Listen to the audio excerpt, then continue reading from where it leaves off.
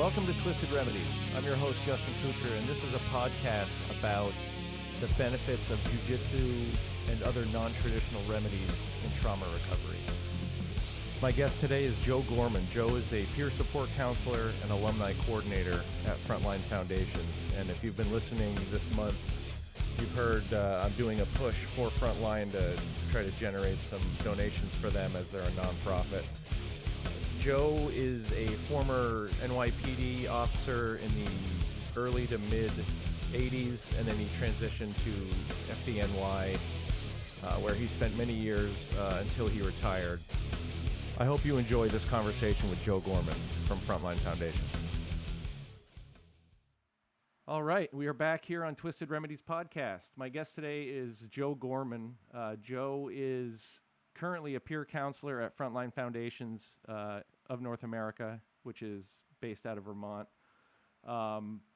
Just a quick overview of Joe's background. He was NYPD from 84 to 87. I'm going to guess saw the light and went to the fire service at FDNY, 87 to 2004. Obviously, if you're paying attention to that timeline, that puts him there during some pretty important moments. Born in Brooklyn, still in the 5 boroughs as far as I know, and so I was telling Joe before we hit the button, this was an episode that I was excited to get lined up, and this was again one of those episodes when I thought of doing this on the short list of people that I wanted to get on here. It's as I was planning all these episodes and figuring out who I was going to have on, it occurred to me that with my background in law enforcement, I didn't have a lot of fire service potential guests. And when I thought of who I should have on for the fire service, you, in my mind, are the best possible guest I could have on to cover the fire service end of this and the self-care and all of that stuff. So thank you for coming on. It's great that to get you on the podcast. Justin, thank you. So much for having me. I'm honored to be here. I'm glad we're not on camera because you'd see me blushing right now. I appreciate it. So I think starting off, tell me what led you to be a peer support counselor at Frontline, and kind of just what does that entail? Oh, wow. It was part of my own path to recovery from this post-traumatic stress. I had attended so many cohorts and refreshers since 2018. The end of 2018, I believe it was December. It was actually the holiday week between Christmas and New Year's. I landed in the Brattleboro USP program, and that's when I met Mike C. from Frontline Foundations. I finally decided to get serious about my treatment for my mental health with the post-traumatic stress, and I did a month up there, that month of January, and then I returned. I did a month of July of the same year, and I've done numerous cohorts at Frontline Foundations. When USP closed down and Mike and the team opened up Frontline, I jumped right in, and it was right after COVID, and we were allowed back in, and through the investigation and practices, I just started to heal, and I discovered that sharing my experience of where I was and what I did to get where I am today, people were drawn to it. They were attracted to it. They started asking me how and paying attention to what I did. And it just brought back so much of the brotherhood and the fellowship of the fire department. It was kind of an easy fit for me. So now, as a peer counselor and an alumni coordinator, since this January, it became official. But I had been advocating for those two programs the whole time.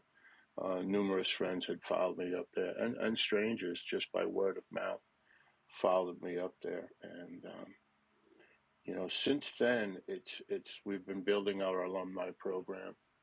Um, it's my best way of keeping it. It's my favorite way of keeping it, Justin. What I've learned, I practice by giving it away daily. That's one of my biggest remedies. Yeah. Yeah, I just feel truly blessed to be where I am today. Yeah. That's I can't think of a better reason to be doing what you're doing than that reason. How, you know, as I look at, like, I worked in Burlington, Vermont, which is a drastically it's an understatement to say it's a drastically smaller city. But I know that, with them, like, the fire service and firefighting has changed over the years, and I'm sure I'm sure it's the same.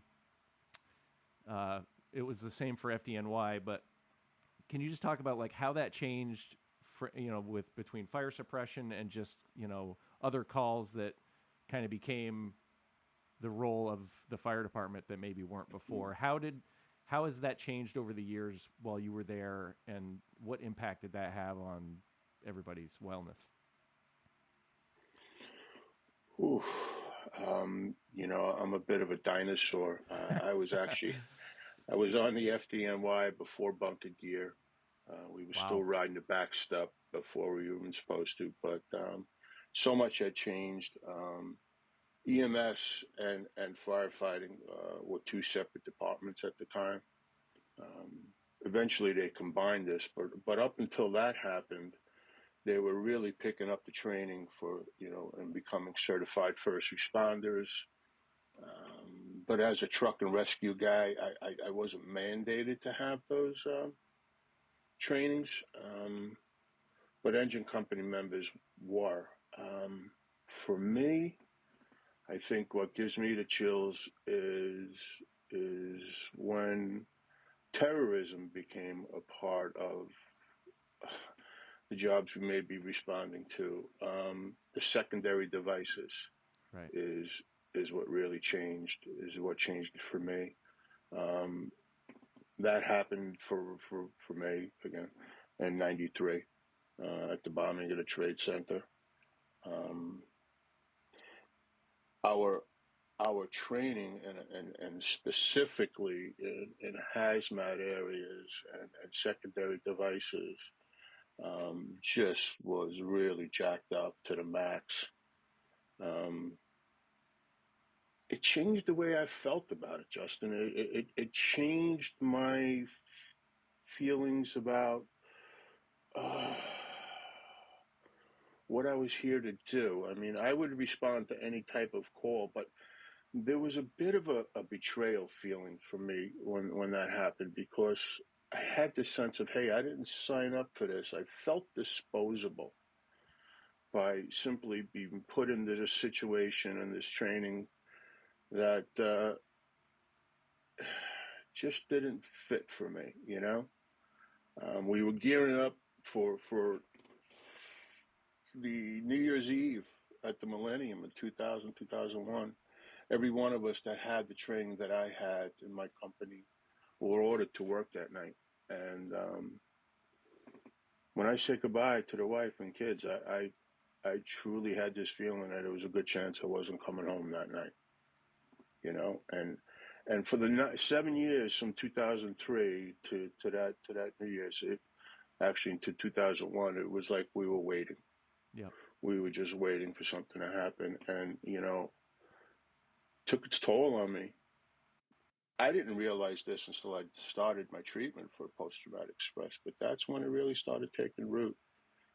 This fear, this constant hyper alertness, you know, that everybody was against me kind of thing, including the city, Right. which was just felt like serving us up. Yeah. So it sounds like the that unknown and kind of being with you guys having your I guess finger on the pulse of what was going on in the city, but you're out there kind of figuring it out as you go without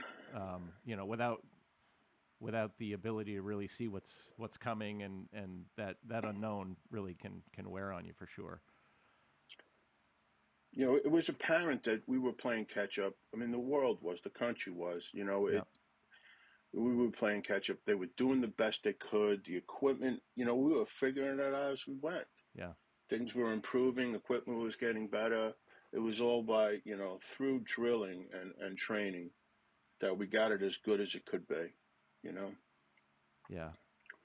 And it's interesting. You said the piece you said about you didn't realize kind of what was in there until you started like working through it and processing through it. I had a similar experience. I was doing EMDR with Beth and focusing on kind of one topic, and the next thing I know, all of this other stuff that I didn't really view as like monumental things, but it was just part of that accumulation of like stuff that I hadn't really ever dealt with or processed, because you stuff it and you move on to the next thing. And that surprised me when I was in there and she was waving her fingers back and forth in EMDR, and I was like, wow, why is this coming up? And that's such a bizarre feeling to sit there and like, why am I thinking about this? So I fully relate there. Yeah, I did the EMDR thing back in the end of 2018, and it was kind of like opening up Pandora's box. Yeah. Once I popped that top off, stuff was just flowing over the top, and I had to stay with it. I so desperately wanted to get better. I wanted to be easygoing again and happy and peaceful, and just kind of enjoying the day. Yeah. That was gone. That's I think this came up when I was talking to Mike.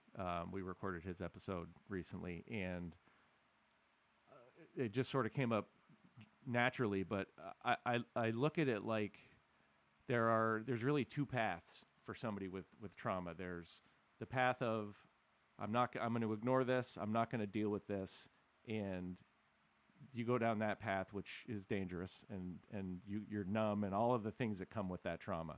And then the other path is seeking the treatment, seeking the help, working on all of that stuff. But that gets messy, and I think that's a lot of people maybe don't want to deal with messy, and maybe think the other side is a better route. And for me, it got to the point where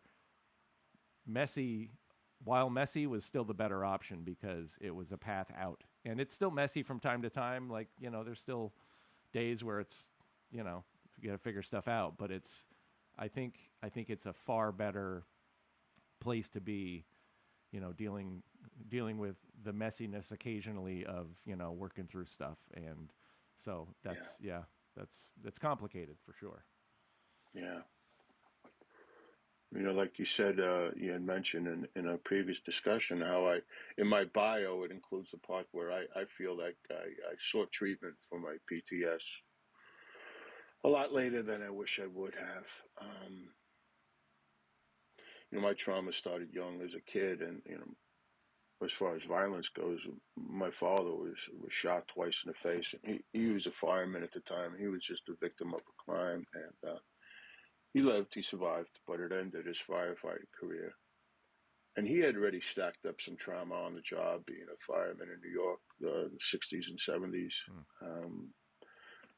So I can remember as a child hearing the screams coming from the bedroom and stuff like that. I didn't know what he was feeling. He didn't know either. I mean, back then it was just strictly shell shock for the veterans, right? But after that, it's when I started noticing myself. I grew up pretty damn quick. After he got shot, I was paying more attention to what was going on around me. I was born in Brooklyn, but I was raised on the North Shore of Staten Island, and there's some high crime areas. And but then when I became a cop, I was actually on patrol in Brooklyn at 20 years old. Wow. not where I thought I was going to be in the early '80s. But that's where I landed. Life got lifey. I needed a job with a pension and some pennies, and I wound up being partnered with a friend of mine growing up through school and all that. And at 22, he was killed. He wasn't murdered.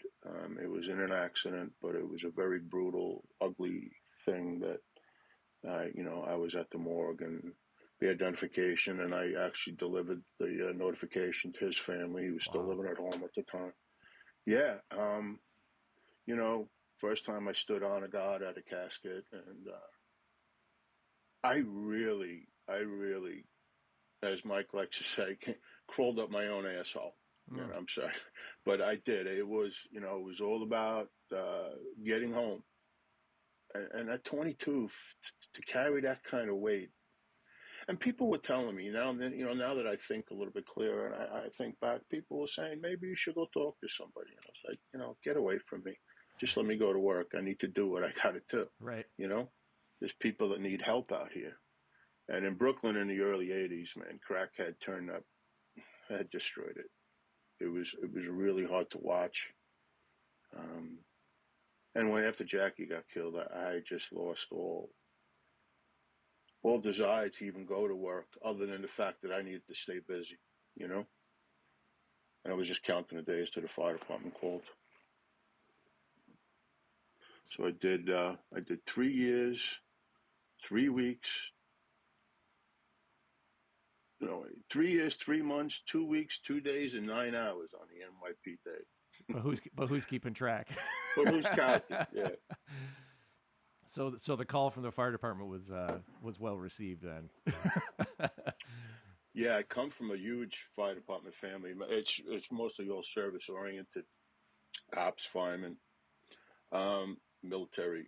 Between my family and my wife's family, like our kids can say that their family has 600 years serving FDNY and NYPD. Wow. There's a That's lot of people. I mean, I'm one of 49 first cousins. wow. So there's quite a few of us out there working. But yeah, the years are piling up. We're at 600 and counting. That's impressive. Yeah. I'm curious how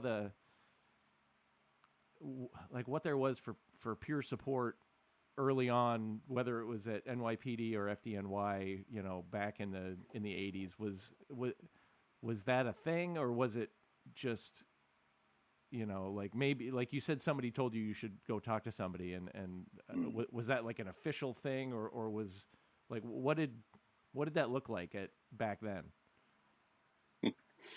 Um, I didn't have any of it on the PD. I got my first taste of it maybe 2 years, 3 years into the FD. I started getting angrier. It started showing. The way I felt inside was starting to show. Um, and my ex at the time was my wife, and she said, I think you should probably go talk to somebody. So when you say what did it look like back then, so this is probably like '88, maybe '87, somewhere around there. What it looked like was a dilapidated pier falling into the Hudson River, and we called it Pier A, and that's where the FDNY counseling services were at. I think we actually had to make our appointments around the tides because it was high tide. This used to be a Marine unit quarters, down in the south end of Brooklyn, not far from the Staten Island ferry. And yeah, the joke was, ooh, they're going to send you to the pier. Mm. They're going to send you to the pier. And then when you get to the pier, they're going to send you to the farm. Um, what was going on with me was when I drank, I started becoming different. Mm. And that's when it really, the red light went off. And my ex said, yeah, you need to go talk to somebody. And they told me that, because of my experience, probably not a good idea that I drink at all. And that was like the last time I went. Because how am I going to spend another, I could have retired. I could have did 40 years and retired at 60, right? I would have been able to do that. But I was like, how am I going to go the rest of my career without going to another function? Because that's all Right. that happens at functions. Right. Well, Yeah. and that's part of that, the self-medication that goes on when you're trying to Mm-hmm. just navigate all of that stuff too. So without hopefully, I don't know if they were giving you other options, but that's, just stop drinking doesn't, that sounds great. Yeah. That's a hard one. Yeah. Yeah. Here am I, no older than 27, and I'm looking at an easy 25 more years on the job, and it just didn't seem feasible. There's got to be no limit. I'll get better. Yeah. I'll try harder. I'll think more. I'll fix it myself. Right. As far as peer thing went, there was not much that I remember. You either went to you went I mean peer PEER, Right. that brother firefighter, firemen we called ourselves back then. But you were either going to the counseling service or you were sitting around the kitchen table joking about it and busting each other's shoes about it. Yep. And getting some thick calluses and just toughen up and suck it up, buttercup. Yeah. Let's I go ha- out and drink about it, I had a guest on who talked about how the difference between how law enforcement kind of handles critical calls and how the fire service does, and it was kind of poignant how he said it. He's like, law enforcement is you're out there, it's a solo sport, and firefighting is a team sport. You show up together, you leave together, you go back to the firehouse together. So I thought that was really kind of eye-opening on the difference, because I think about times where I went to calls that weren't great, but then I leave in my own car and go somewhere, and Mm. the firefighters are all leaving together and have that built-in kind of support on everything they go to, which is I think that certainly helps, Yeah. but that I thought that was an interesting dynamic. Yeah. The years I was on the NYPD, it was tough to be trusted. There was just so much crime going on in and outside of the department. Mm.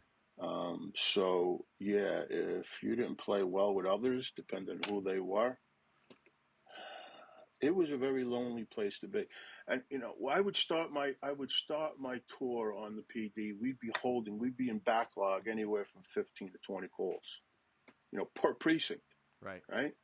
So there's 3 or 4 precincts on each channel, one back then for me, and it was just mayhem. You never got a chance to process anything. It was either you might have held the job for a couple of minutes, and then you had to give back, disposition, and you were immediately signed another one. And then the end of the tour came, and you went home, and it started to unravel, and it would just spin you out of control. I always felt like by the end of the tour, I really had nothing left. Like the poor people that really needed some compassion by the end of my tour weren't getting it from me. I had nothing left. Yeah. In the fire department, we would respond to a call no matter how light or heavy it was. When it was done, I drove back to quarters, back the rig in, closed the door, and that's it. It was just us, you know? We didn't have to pretend that we're okay and be delicate around the public like I did constantly on the PD. Yeah. That constant camaraderie, I think, can certainly help. Yeah. Not that by itself obviously can can solve all the problems, because they're still there. But so you talked a little bit about, you wish you had sought aside from going to the pier and having them tell you to stop drinking, you felt like you waited too long to go and kind of unpack things. What was that? Is that stigma that was from being on the job at the time, or like what was preventing you from going to talk to the right people? I think bottom line, Justin, was I was afraid they were going to tell me I couldn't do the job anymore. Yep. that I didn't have what it took anymore. And then my mind would take me to, did I ever have it? Right. Should I have been here? Started beating myself up with the idea, what gives me the right, put myself at risk, saying goodbye to my wife and kids like this. And there was just so much fear. Yeah. I didn't know how to do anything else. I didn't want to do anything else. If you told me I couldn't do this anymore, what now? And that's powerful because that's your life at that point. So that's a risk for sure. Yeah. I remember when I met Jen, it was in the July cohort back in USP in 2019, and I said to her, I'm broken. And she stopped, she spun on a heel, got me right in my face and said, I don't like that. I said, okay, Jen. She says, you're in need of repair. And that's Oh, what we do here. That's what we do here. And wow, man, I felt like, all right, I'm not a total wreck. I can get back on the road here, yeah. I think that awareness of realizing that where you're at is not, especially if like for me, once I made the decision that I was, it was time to start taking care of things the right way. It was that awareness of, okay, this isn't me. Like this is just, I'm a product of these circumstances that I need help with. And I think that makes it easier, but that's a hard place to get to. But it sounds, I mean, Jen definitely, I like how she delivered that message. You're in She's need of great, repair. man. That's great. What was it that finally got you to go to, like, to seek the right? Was it just you finally got to the point where this is what I need to do? And I know that's oversimplification of probably what you Mm, were dealing with, but mm. Right. So all this was going on in the 90s, but it wasn't until around 2006 that I sought help post yeah, 9/11. yeah, I actually had, excuse me, it was a little bit earlier than that, but the counseling unit I wasn't ready for it. I want to blame the lack of professionalism and how things were done, but truly it wasn't my time. I have to be honest with myself, and I can do that now. But um, I think what brought me to my knees, Justin, was what I found out to be survivor's guilt. yeah, Survivor's guilt really brought me to my knees. I had that since Jackie on the P day. But I mean, I guess we can get into a little bit of 9/11 because that's where it really started for me, my path to recovery. Um, I got picked up early for lung problems. Um, it was towards the end of my career as far as pensionable time. I had 18 years when the towers came down, but um, I wound up on a light duty position that was coveted. I was driving a division commander, and it was a big division. We had about 1,600 firemen, 350 officers. I had a lot of responsibility. But what went on was that we had 87 guys that of the 343 that were killed that Tuesday morning were ours. wow, So I was making quite a few notifications, and along with the chief and the chaplain, but I knew I stood on the porch of the homes of many of my friends, mm. delivering this message to these kids call me Uncle Joe. Yeah, You know, I mean, these are my brothers. Um, on top of my regular duties, like balancing that manpower and responding to fire scenes and running the command post and doing all this and 6-hour tours around the clock. We were doing 24s, and we were spending a third of the tour up at the site, and then we had to roll with bunker gear, with firehouse uniforms and with our Class A's because we were going from a wake, to a memorial, to the site, to a fire. It was nonstop. And I didn't even feel the toll then. It was just so involved. I didn't have a chance to. And then when I was medically retired in '04, it just came to a screeching halt. I found myself at home. What do I do now? Who am I? And I just couldn't stop that slideshow. Just all the images of what I had collected over the last 2 years of my career. Right. And it was getting darker and darker and darker. And I tried to go down. I tried to work a little bit of a white collar job. I didn't fit. I couldn't tolerate civilians' bullshit complaints. They're like, hey, my printer isn't working. I'm like, oh, woe is me. Yeah.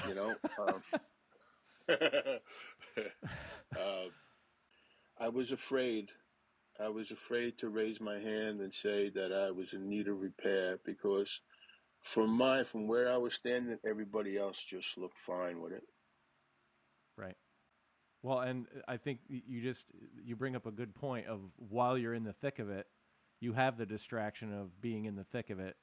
But then when all of that stops, like you said, when you got home, the clouds roll in, the negative stuff all starts, playing louder and louder. And that's a tough place to be without that distraction. Mm. Yeah. Yeah.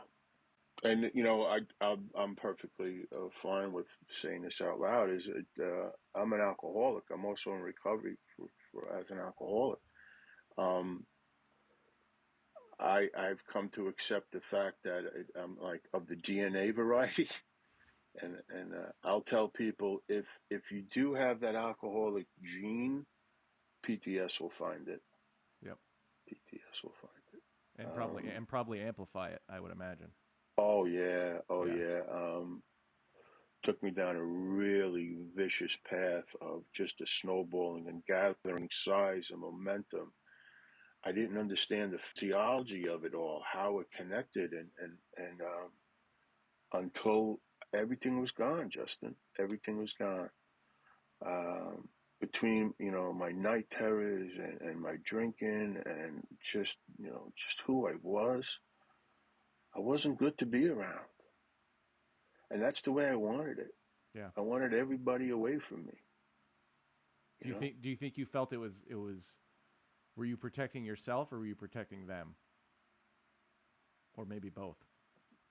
Both. Yeah. Both. Both. See, it had taken me to this place where I thought it was about something I deserved. All this stuff that had accumulated that was just such a crushing weight was because I deserved it. See, that's why I was still here. Going back to the survivor guilt, to be punished. Right. I had lost any bit of spirituality I had. Yeah. So you were internalizing that, like, I deserve all of this because I'm still here. Yeah. Yeah. Yeah. Why me? Why me? Right. Why was I the guy? There was something you called, and back then it was cool to be a black cloud. Like when you were working, like if Gorman's working, oh, we're going to catch something tonight. Man. Look at the team we got going tonight. Right. These guys are always in the thick of it. And that's the friggin' truth, man. That's the way it was for me. Like, and I loved it at the time. I didn't know what it was doing to me mentally and emotionally. Yeah, at the time, it's a badge of honor in a way. You're like, we can handle whatever you throw at us, and we're but yeah, the toll is unknown at the time for sure. Yeah. So, like post 9/11, I'm obviously not. I'm sure not immediately, but did that had to have changed, like the response, like the city's response to wellness and thinking about that stuff? Like Yeah. I would imagine that was, that really kind of drove home like we need to make sure, and maybe they were already doing pretty well with that since the late the going to the pier in the late '80s, but Mm. I would imagine that really drove some change. Oh, big time. I can remember somebody from the counseling unit coming to the firehouse after a fatal fire, especially if we lost a brother or something. But any type of fatal fire, children were involved. One or two guys would pass by, and we'd be offline for 45 minutes while we listened to these guys tell us how we need to talk about it. And we just couldn't wait for them to get the F out of there so we can start chopping it up again. Right. You know, just ignorant. But post 9/11, yeah, and again, it was a mad dash to catch up and to get something out there and available to us. So I had hinted about, or I was getting at it before, about being let down. And here's what it was that was the letdown. Therapists, counselors, licensed clinical social, they were hired on like a contractual, and they had a time commitment. I wasn't aware of it at the time, but like it would take me a while to open up to somebody. And then like after 6 months of seeing somebody, you come in, you're like, yeah, I'm here for my appointment with Ellen today. Oh no, she's done. Her contract was up. You're gonna go see Jen now. And I'm like, really? I'm gonna start all over, you know? And I turned it into, in my head, it was, these SOBs, again, they just want the gold star on their resume that I worked, with 9/11 firemen and responders to the trade center. Right. And I truly believe that. Whether or not some of it was true, I don't know. It doesn't much matter. But it's come a long way, man. Now they have satellite offices in every borough. They have them upstate. They have them in Florida. There is plenty of places for us to go to for help. That's good. You know? You mentioned Mike and I ended up talking about this too, and I think that trust piece is why Frontline does such a good job, because there is, I haven't gone through the 5-day program, but from being at the retreat with Mike and you and Josh and everybody that was there is like a base level of honesty and trust that I think you all bring to the table, and everybody there speaks the language, has been in the thick of wherever their background is from. And I think that's what makes Frontline such a powerful thing, because that trust is so easily built. Like I said this to Mike, I went to that retreat and I had met him once or twice in passing. I knew Beth well because she was my therapist, but here I am walking into this with basically a bunch of strangers. I knew a couple of the people there that were attending as well, but that's a daunting thing to walk into. But to be able to like get there, and the level of trust that I think everybody there built in that 4 days, I haven't seen much like that before, and I think that is what makes Frontline such a powerful force. And obviously, you're part of that because as Uncle Joe in the program, that's a lot of like. I think it's just amazing that people can build trust that quickly, but it's because everybody there is so genuine and speaking from such an honest place. Yeah, thanks for saying it. I'm on board with you. I've been the client many times, and I didn't know how it was going on, but man, that was real. Yeah. There's so much humility. The humility, and like you said, it's real. I mean, people like you and I have done the jobs you and I. We could smell bullshit from a mile away. I could feel it in the room. I can tell if somebody's mailing it in or if they're really feeling what they're talking about. And yeah, I think that's what the team at FLF brings, man, to their clients. It's just it's real. It's about it's about true caring and love. It truly is. It truly is because we've all been there. We've felt the pain. You know, the facts are different, but the pain is the same. Yeah. You know, and yeah, so that's what we can identify with. Mike is a special person. When I did my first cohort up at USP, I arrived up there the day after Christmas, and I was coming straight from rehab for alcohol. And I was in this program called Viper that was strictly for first responders and combat veterans, and it addressed a lot of trauma. That's when I started doing things like EMDR and the Phoenix Group and those type of things. And I still wasn't ready to come home. I needed to continue, you know. Um, and They were closed that week. Really, there was no other clients, and there was normally anywhere from 15 to 20 clients in that USP, a rotating basis. Mike came in every day, and we just walked and talked, and you know, he taught me some stuff, and it was the first person Justin and I had connected with since the early O's. You know, Wow. I didn't want to have connections anymore. Yep. Friends died, and I couldn't. My death cup overfloweth. Man, I can't believe some of the stuff that's coming out of my mouth. What kind of magic you pulling on me here, bro? I'm figuring this out as I go. So, it's,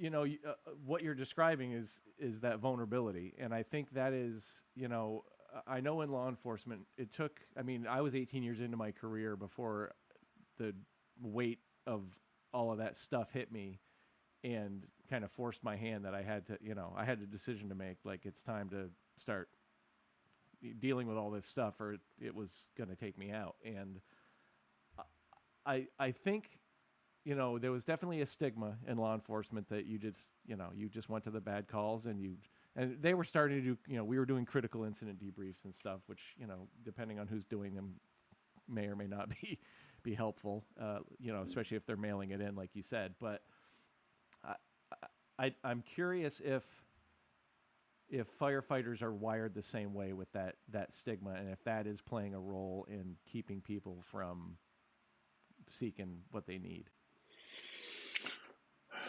Yes. Yeah.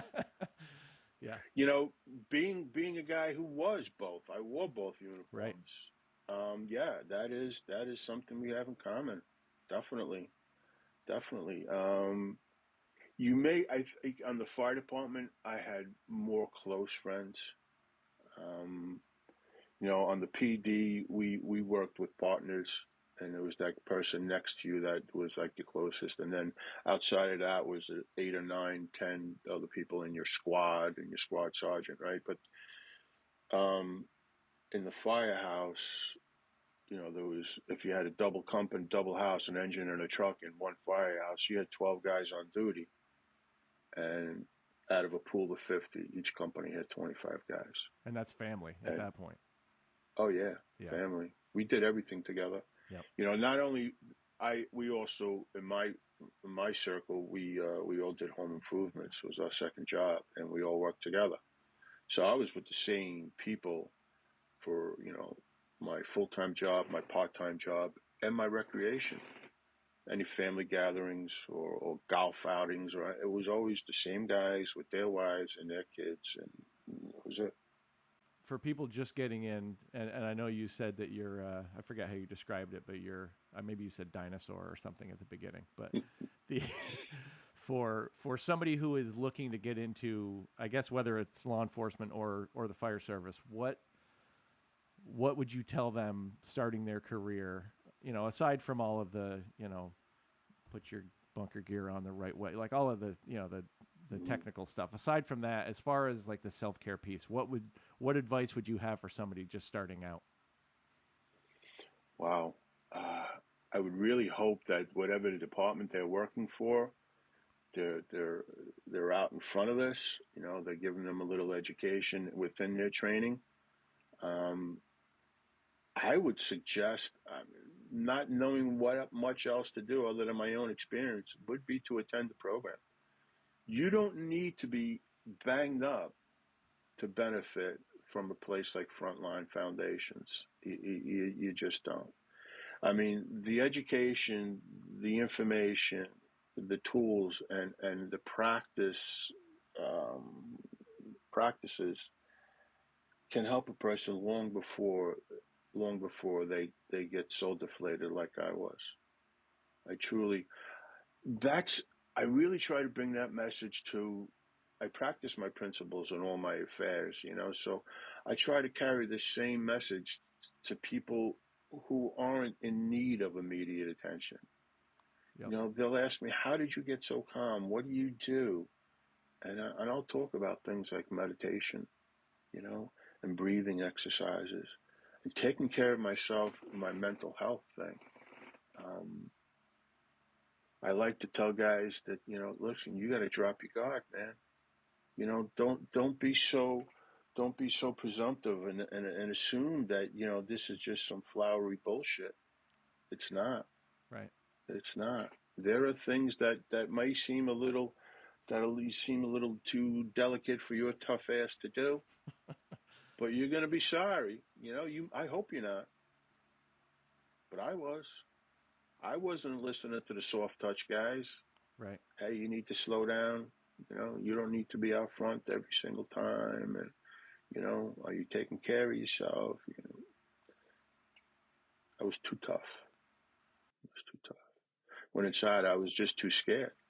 Yeah. That message about do the work on the front end, I think, is an important one because, man, if you can be prepared for all of the stuff that's coming and be more equipped to handle and recognize and deal with it, not even necessarily in the moment, but shortly after, and not let it pile up for years. I think that's the key. And but I think that's a tough message to deliver for people who are wired to go walk into danger, Mm-hmm. whatever Mm-hmm. kind of danger it is. Like that's that softer side, like you mentioned, I think is hard to get people to buy into. Okay, I have to have a good balance of both. I have to be tough and walk into this, but I have to be resilient and recognize, I Mm-hmm. can't do it on my own. That's a tough place to get. Yeah. I always denied my sensitivity. But I'll tell you right now, I'm a really sensitive guy. I was a really sensitive kid. Things bothered me. Didn't mean I still got balls of steel. You know what I mean? But Yeah. I'm sensitive, man. I'm sensitive. And I'm not the only person like this. Right. There's we don't come with an owner's manual. There's no there's no book of instructions. Right. And you take a guy like me and you put me in the fire service or the PD, and I'm just going to grow into like this, harder, thicker, tougher. I'm going to get further away from the sensitivity and more towards, the callous rescuer. It was kind of like a natural progression. I like to see now questionnaires at annual medicals or semi-annual medicals. When there's actually some screen time, you got to sit down and you got to answer some mental health questions, and somebody with the knowledge is reading those and picking out little flags about, hey, we need to talk to this guy about that or this gal about this. I love to see that's what's going on. More class time and to have something that you drill on regularly. I mean, we do so much training, drilling, practicing with our tools. We need time set aside every day to sharpen the tool between our ears, Yeah. Arguably the most important tool that we're bringing to Yeah, the table. Like, yeah. so if someone listening who's maybe been on the job for a while, regardless of how long, but maybe they're listening to this and like, man, this is like hitting a nerve, and they're realizing that maybe they're struggling more than they they thought they were, or struggling in silence, whatever.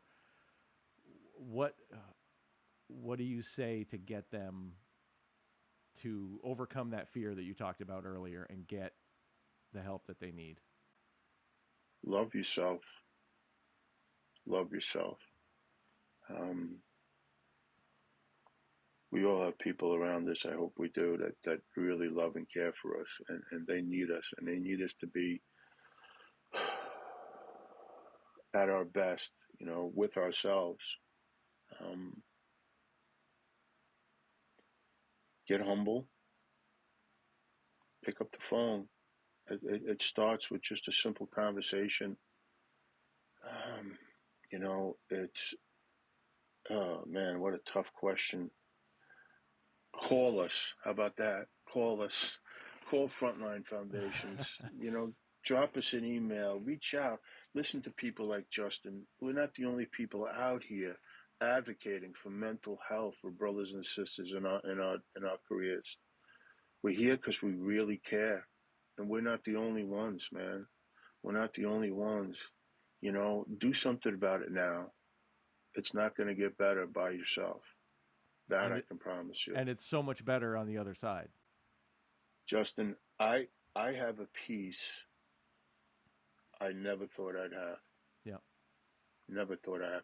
My wife said something to me recently, and this woman has been through hell, bro, with my night terrors. And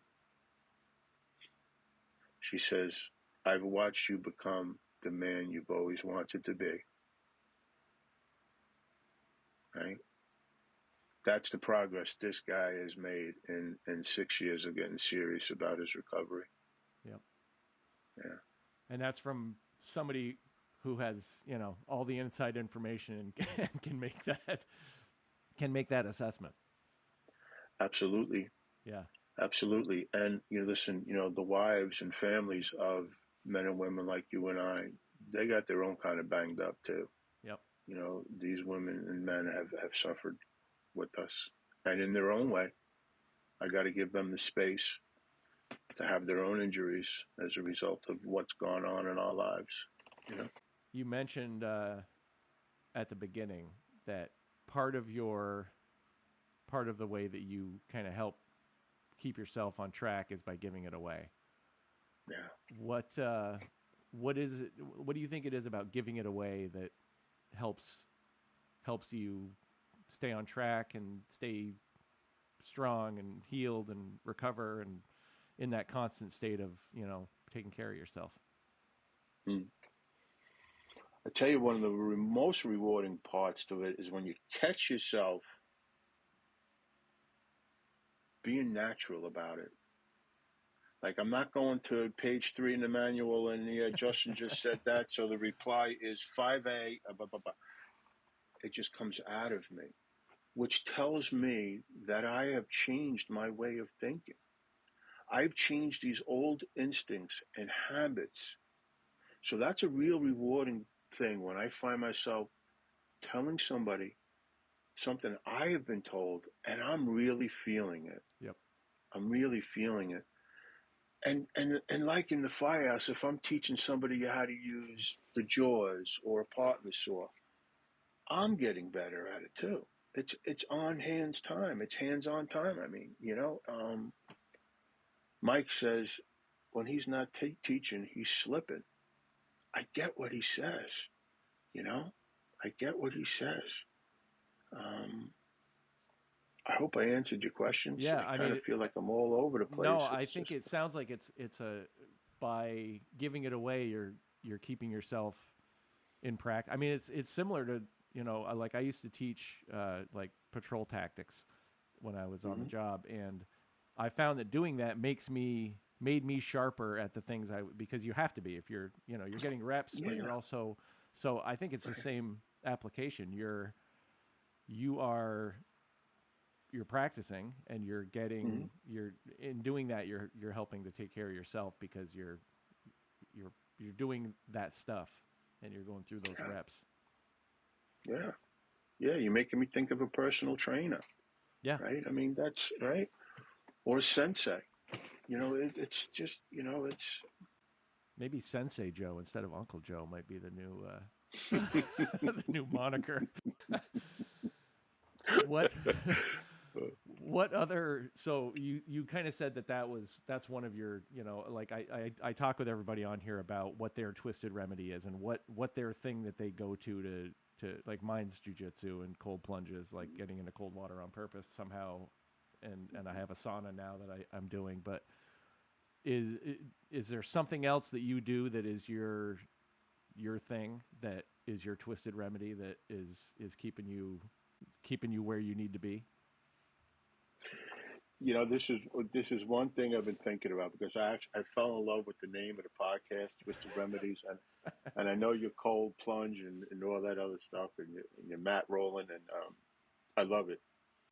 So I would have answered no to that question a few days ago. I know I don't have a twisted remedy, but actually, for this guy, for Joe Gorman, daily practice that has become ritual is twisted. I was not that guy. I was not that guy to become routinely taking care of myself. Yeah. So my remedy is daily practice. And for me, it still feels a bit twisted, because I'm like, whoa, what the hell happened to you, man? Yeah. Yeah. Where did you come from? That makes sense.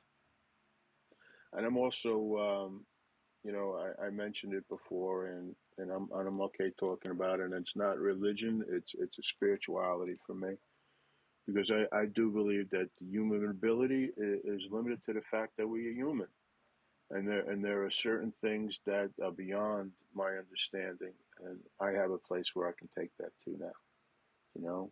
Yep. I may have a high intellect. I may have some quality of sensitivity, but I'm not perfect. I'm not perfect, and I'm okay with that now. I have to let shit go now. Well, that's easier when you're not holding yourself to the perfection standard. That letting stuff go becomes a lot easier, for sure. Wow. So when somebody would tell me years ago, you got to let that go, I'd say, yeah, right after I busted in the teeth. It was just not, come on, let it go. What the hell does that mean? Yeah. But, dude, I am nothing like I was 6.5 years ago. I was a train wreck, man. I really was. That transformation is part of the credibility that I think is a big reason why and you and I met. I think we met at the retreat. Was probably the first time I met you. I think Mike introduced us actually inside in the lobby when I got there. But yeah.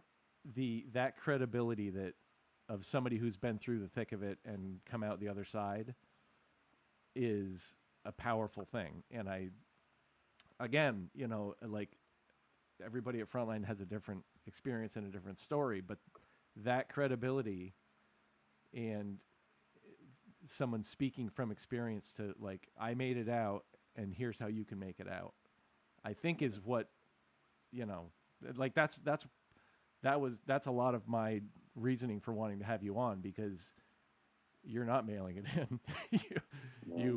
You showed up and delivered it in person, and that's a powerful thing. And I think that you giving it away while it's helping you is profound, just from the brief interactions I've had with you at the retreat, and all of us kind of being there for each other for 4 days. It was a powerful thing.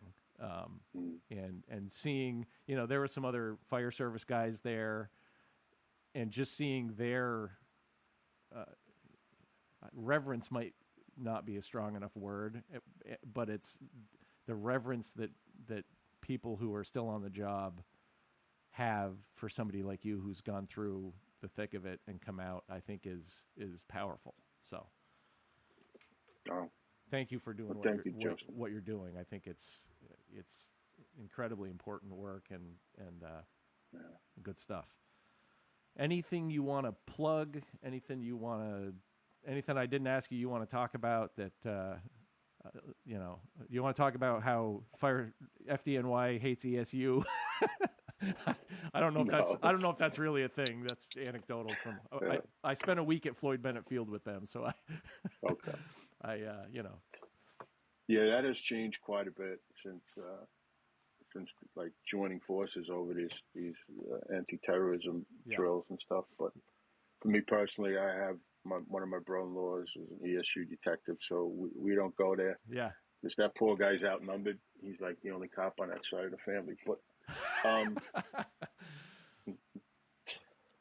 uh, I do see a change in the camaraderie between the departments now, and that's something that we've held on to.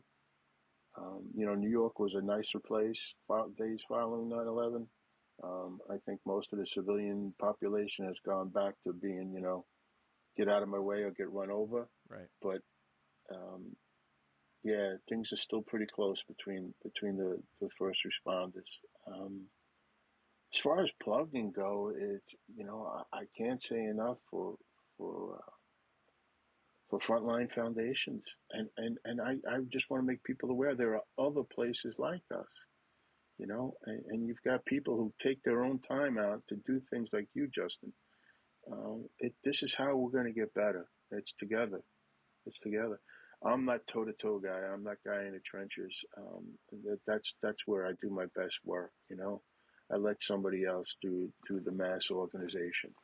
I just want to be the guy talking about where I was and where I am. Something you made me think of. I want to point out is something I faced difficulty talking about my story was people would compare themselves. Like, oh man, I don't belong here. This guy's a 9/11 fireman. You know what I mean? I'm a volunteer in Oshkosh B'gosh. Yeah. No, don't compare. Identify. You know, That is identify. interesting you said that because I was down for the thing where we all went to Fred's place, where we went to that. Well, you didn't go back. I think you had to go to something else, but we went back to the Frontline office, and because I hadn't been through the program, we sat in a circle and we had the thing with the artifacts in the middle, right? And Mhm. they're like, "Oh, well, why don't you go first? Because we do this all the time. Pick something." And so I'm like, I'm sort of on the spot. I ended up, I I picked your flashlight, which I didn't know was your flashlight at the time. And then I'm trying to, like think, like I was talking about it because it reminded me of like we had right angle flashlights in the military and they never worked right and they weren't bright and they sucked for illumination and all of that. So I talked about that, and then I think it was Amy was like, well, what does that mean to you now? And then I was coming up, and then as I'm sitting there and people are going around the circle, it became clear, and I somebody at the end was like, I'll tell the story of who this belongs to, and I was immediately like, everything I said is nonsense because this was Joe's flashlight. And so I was doing that, and I like literally beat myself up all the way home, like, oh, what was I talking about? Like, this was just Joe's flashlight, So Yeah. that's a good perspective to have, that the comparison is not, it's easy to fall into that, but it's not helpful. No, that'll take it. Try to keep it in the eye. There's something I call terminal uniqueness. That's where that will take me. Yep. To a uniqueness that's only going to hurt me. That's Yep. when it becomes terminal. See, I'm comfortable saying I am unique, but I am not one of a kind. Right. And it's that other commonality that we have, the injuries that we have in common, because the solution works across the board. You Yep. know, not every little thing that works for me is going to work for you. You know, I'm not in shape to be rolling on the mats with my son, who's going for his brown belt, by the way. Really? But yeah, and Awesome. he's handicapped too. He's Wow. but yeah, um, yeah. Try to avoid that terminal uniqueness, man. You are not one of a kind. Your story is yours.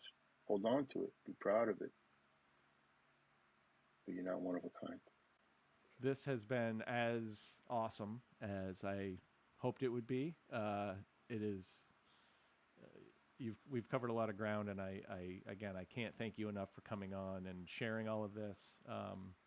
My hope is that, I probably say this, I find myself repeating things on each episode, but there's probably a reason for that.